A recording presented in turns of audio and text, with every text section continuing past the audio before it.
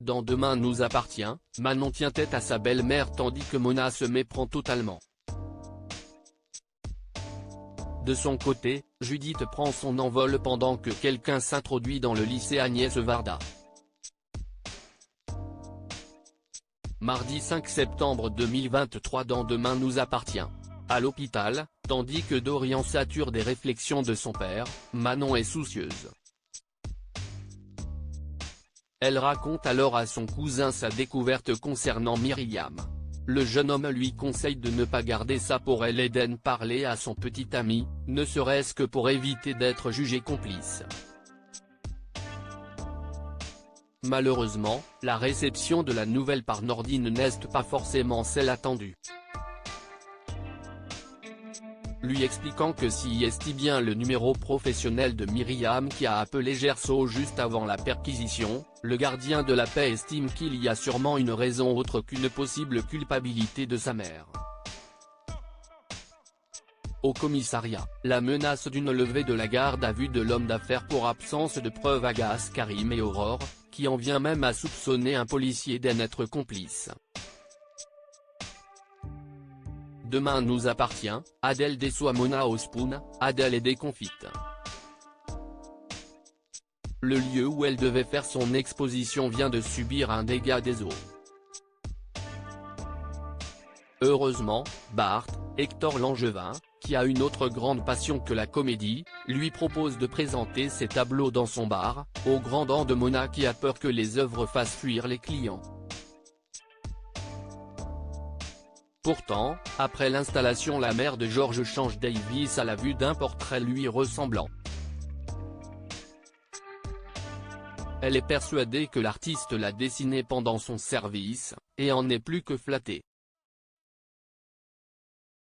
Si Nathan ne trouve pas la comparaison pertinente, ça n'empêche pas Christelle d'être fortement intéressée par le travail de l'artiste. Un joli début donc pour Adèle, qui va pourtant faire déchanter la cuisinière. Alors que celle-ci explique être intéressée par le fameux tableau, la peintre explique qu'il est le fruit d'une jolie rencontre avec un vieil homme atteint d'Alzheimer. Mona repart, penaude.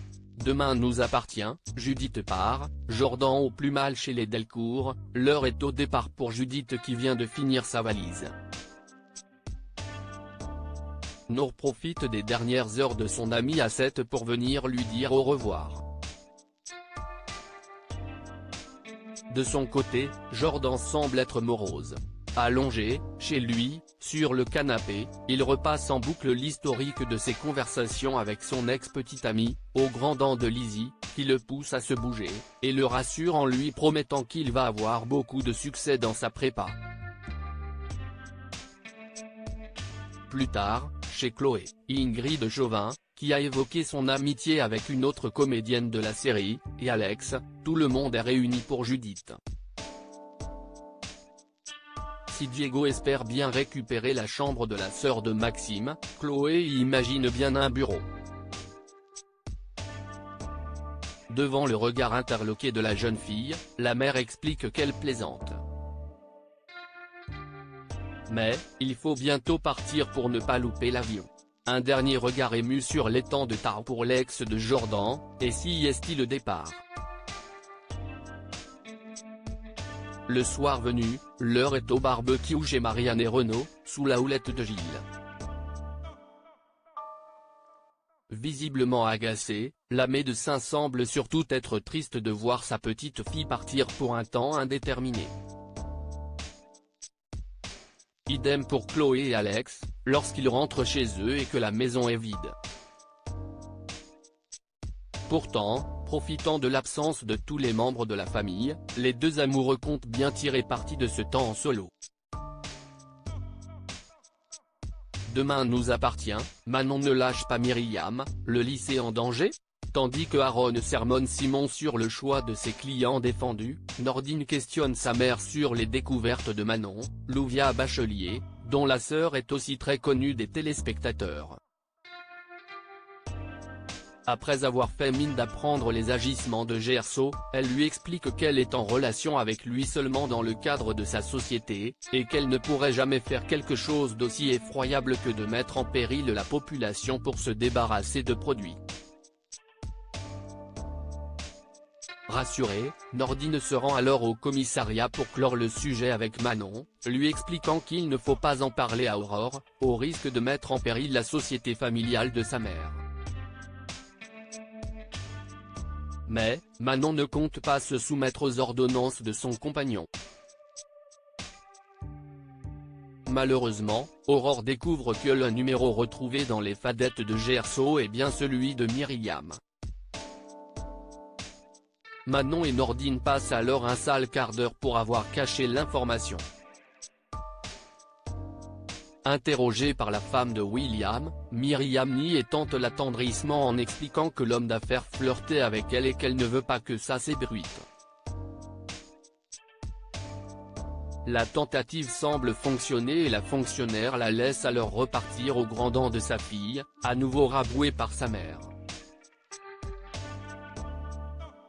Le soir venu, alors que Nordine fait la tête à Manon, il explique sortir dîner avec sa mère. Celle-ci fait même semblant de ne pas en vouloir à sa belle-fille. Mais, convaincue de la culpabilité de Myriam, la fille d'Aurore fait face à sa belle-mère et explique ne pas être dupe. La mère de Nordine explique à la jeune femme que sa déformation professionnelle pourrait être dangereuse. Si est à ce moment-là, 2 jours après la rentrée scolaire, que l'on devine un individu entrer au sein d'une salle de classe du lycée Agnès Varda.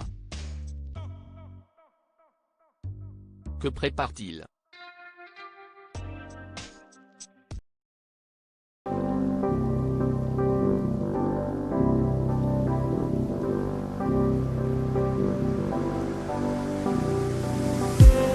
I just